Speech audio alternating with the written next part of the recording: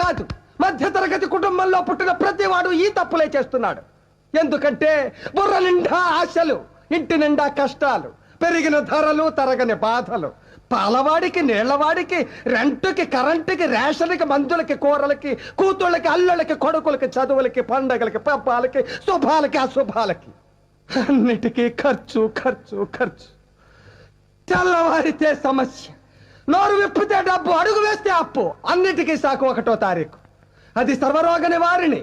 1వ తారీఖు అని 30 రోజులు ఎదురు చూస్తాం సార్. చివరికి అది ఇలా వచ్చి అలా వెళ్ళిపోతుంది. వరద బాధితులను ఆదుకోవడానికి హెలికాప్టర్ వచ్చి వెళ్ళిపోయినట్టు. 1వ తరగతి వాడికి 2వ తరగతి, 2వ తరగతి వాడికి 3వ తరగతి, ఇలా అన్ని తరగతుల వాళ్ళకి ఎదుగుదల ఉంటుంది.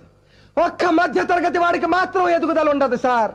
ఒక్కడు రెక్కలు ముక్కలు చేసుకుని సంపాదిస్తుంటే 10 మంది అడ్డగాడిలా కూర్చుని తినే దౌర్భాగ్య సాంప్రదాయం మారినంత వరకు